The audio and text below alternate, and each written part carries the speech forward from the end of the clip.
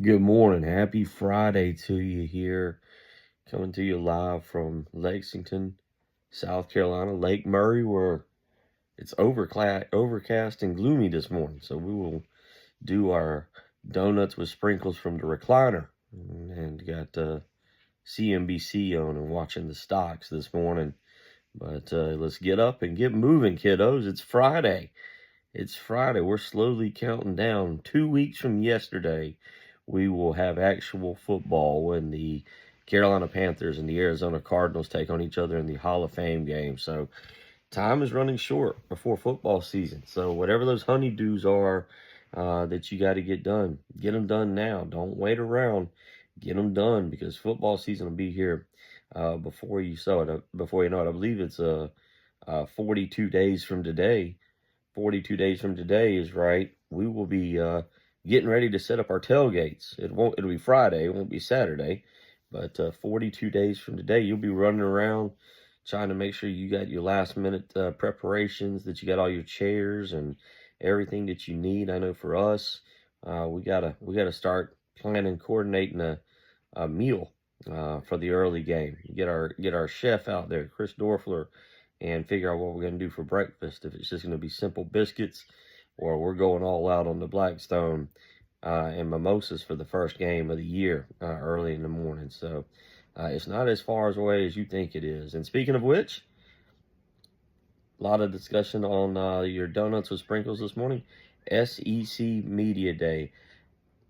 I give it an A. I give it an A. I'm not big on SEC Media Day. I've been plenty of times. Typically, they're boring, but John Summerall, Pete Golding, both were fantastic. They kind of made things interesting. John Summerall, I'm telling you, I'm not a Gator fan. I'm not pulling for Florida, but I'm buying stock in John Summerall and the Gators. I think he's got the energy and the enthusiasm, the charisma to get Florida back to being close to the top. Maybe not national championship status, but definitely a real threat in the SEC. I really liked him listening to him this week. I thought he was really good. Pete Golding was really good this week. Kalen DeBoer had a very interesting comment about not letting a national championship define his career. And we'll talk about that on the radio today. But is that what you want your coach saying? I mean, I understand it. I get what he's saying. You know, national championships are hard to win. And just because you don't win one doesn't mean you're a failure at what you do. But if you're at Alabama, isn't that what you're striving for? Isn't that what you want your coach has to say? Like, hey, it's national championship or bust for me. That's my career. Isn't that what you're supposed to say? That was a really interesting comment. Lane Kiffin filibustered for 19 out of 25 minutes and only had to take 4 questions in the main room. He did take a lot of questions off in the other rooms and the little breakout rooms, and did answer some questions about leaving Mississippi. So you had that going as well. Steve Sarkisian, I thought, did what he did. Kirby Smart did what he did. You talk about the 2 big coaches in the SEC, and they kind of held their own, didn't really say anything outlandish. So, and then Shane Beamer did a perfectly fine job. Nothing controversial, nothing really exciting, nothing really newsworthy from Shane Beamer this week. So, SEC Media Day. All in all, a pretty good event. I hate I missed it down in Tampa. I love going to that event. It's boring. It's boring because most of the time coaches don't say anything, and once you get past just the general talking of football, you're really just wandering around. You're doing your show, doing your writing if you're in journalism. But at least it gets you geared up for college football season and lots of Dr. Pepper. But all in all, I thought it was a really good week for the SEC. I do think there was some really stupid comments made by Greg Sankey and Kirby Smart about the league splitting away, breaking away. Where are you going to go? I mean, if you look at this realistically, the SEC splitting away means SEC basketball gives up the NCAA tournament, SEC baseball gives up the NCAA tournament, softball gives up the tournament. The women's basketball gives up the tournament. Think about all that. Think about all you give up because you'll be boycotted, and nobody wants to see the SEC have their own tournament. Would it be maybe worth watching for a year, maybe two? Yeah, but long term, that's not what anybody wants to see. And I thought it was really stupid. And as I've said on the radio multiple times, saber rattling from the SEC and kind of idle threats. You're not going to do that, and it makes you look childish. It makes you look like a baby. Stop threatening to break away. You're not going to do it. It makes zero sense. Now, it's different if you're going to break away with, say, the Big Ten or maybe even the ACC or the Big 12. If you've got a partner in crime that's going to do it with you. But I thought that was really ridiculous by Greg Sankey to mention that and say, yeah, we might break away. So we'll see how it goes. But obviously, again, I thought all in all a very good week, and really cool week.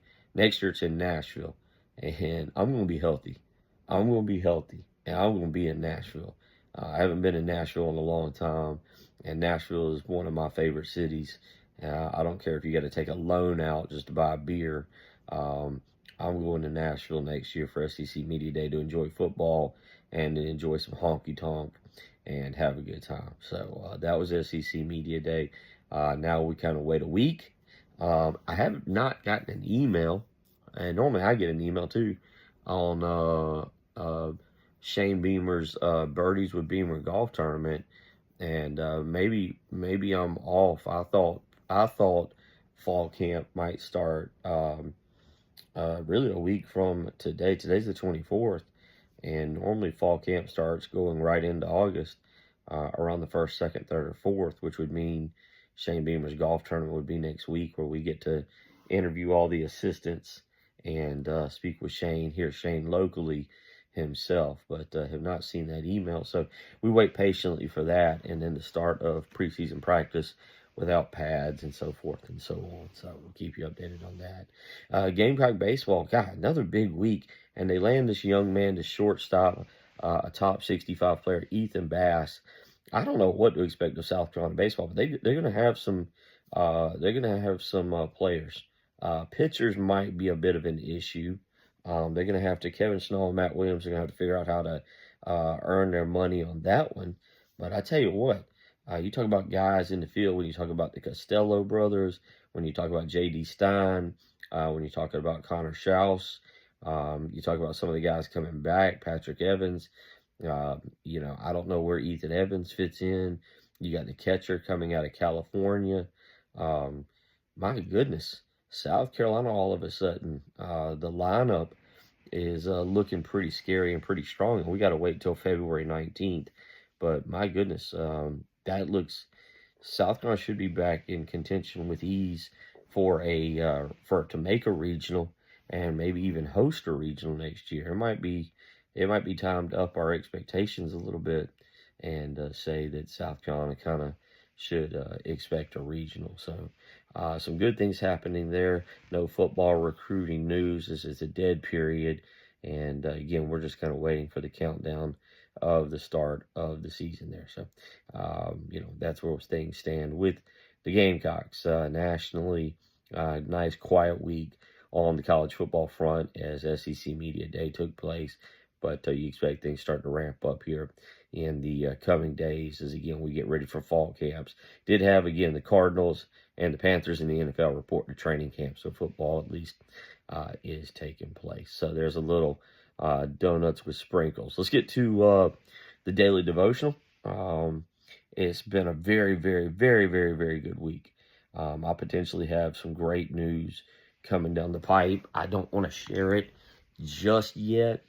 But I should know more in the next 5 to 7 days. But it would be some absolutely phenomenal news to share with you and dictate the future a little bit. So the Lord is working. He is blessing me. We are working toward an end in sight on this. And certainly I look forward to sharing that news when and if I can over the next week and a half. as soon as we get a few more things hammered out. But here's your daily devotional. Comes from Colossians. I think I said that right. Colossians 2:27. And I thought about this a lot, and this is the New Living Translation. There's a lot of different translations on this. This is the New Living Translation, and it says, "Let your roots grow down into Him, and let your lives be built on Him. Then your faith will grow strong in the truth you are taught, and you will overflow with thankfulness." Again, this is Colossians 2:7. I think I'm saying that right. Sometimes, as we know, my English is off a little bit, and I don't always read correctly. But this is the New Living Translation. "Let your roots grow down into Him, and let your lives be built on Him. Then your faith will grow strong in the truth you were taught, and you will overflow with thankfulness." Now, I have to be the first to admit, I've always been a dipper previous to all this going on with my religion. I'm in, I'm out, I'm in, I'm out. I make an effort, I get out, I go to church for 5 or 6 straight weeks, or watch on the live stream from Mount Horeb, and then I move on to something else. And I've made an effort to not do that. I actually went to church. First time I really felt healthy enough last Sunday. That was great. It really truly felt great. It made me happy inside, and I look forward to going again today. And I think, or excuse me, Sunday. And I think that's new for me. And for once, I'm allowing myself, I guess you would say, my roots to grow down. I'm really pushing. I'm really trying to make an effort. And I put on Twitter this morning, take 10 minutes every day, say a prayer, take time to be quiet, take time to just thank God for everything that you have. Even if you're going through something tough right now, there's a light at the end of the tunnel, and just stay positive, keep the belief, and let your roots grow. Let your roots grow, and the faith will grow strong. And my faith is growing stronger each and every day. I had somebody tell me last year, they were disappointed that we had kind of broken up, because I was going to be a better person. I was becoming a better person, and they weren't going to get to be a part of that. And I actually feel like a year later, a much better person, much more grounded in my religion, much more grounded in my daily life. I'll admit, obviously, kidney disease will slow you down, but not at the bar quite as much, and I'm more focused on larger priorities, my health, and then also my religion. So finally, for once in my life, letting my roots grow down. So there's your daily devotional again, Colossians 2:7, the New Living Translation. "Let your roots grow down into Him. Let your lives be built on Him. Then your faith will grow strong in the truth you are taught, and you will overflow with thankfulness." All right, before we get out of here, of course, I got to give you your dad joke of the day, something to get you going, something to cut up with the kids about. I always used to love telling the kids a dad joke. I still do. I'll send a text to them occasionally with some emojis and everything, just to kind of cut up with them. So I love a good dad joke. So this one this morning is about fish. It's about fish. And the question is, why do fish live in salt water? Why do fish live in salt water? Because pepper makes them sneeze. Can't live in pepper water. Fish can't live in pepper water. They gotta live in salt water. Why do fish live in salt water? So it's always good on a Friday morning, or really any morning, to wake up with a little smile, a little laugh, and get a good dad joke of the day. And that's a good one. Why do fish live in salt water? Because they can't live in pepper. Because pepper makes them sneeze. So anyway, hopefully that's a great start for you. A little sports discussion on what was SEC Media Day, a little Gamecock recruiting information, a daily devotional, and a little dad joke. That's a great way to start the day, I believe. And so we'll move forward, go into the weekend. I got to admit, last night I got my tail kicked. I tried to play Austin in college football 27. It didn't go good. He was Southern Cal, and I was Michigan. I took it on the chin, 34-6. We didn't play it again, and he was Tennessee, and I was Oklahoma, and he won 17-6. Although he scored a late touchdown in that one, it was 10-6. It was competitive. It was competitive, and I held on. So unfortunately, this weekend, I think it's supposed to rain a lot. I think it's supposed to be pretty nasty. So if that's the case, I'm going to be inside working on my college football 27 game, working on my development so that I can handle my son. None of us likes losing to our kids in video games, especially when they get older. So anyway, well, I hope y'all have a great Friday. God bless Friday. The Lord is with you and me. Again, take 10 minutes today to just let your roots grow deep, to strengthen your faith, and you'll be just fine. You'll do just fine, I promise. Whatever you're going through, you'll be just fine. So, Lord bless you. Happy Friday to you. Big radio show today. Jamie Bradford at 12:30. Brad Edwards at 1-ish, 1:30-ish, and Brian Edwards doing an ACC preview at 2:15. So we got a lot going on the radio show. Hope y'all have a fantastic day. Take care, and I'll see you either tomorrow, maybe for a little Saturday morning donuts with sprinkles, or I'll catch up with you Monday. Take care.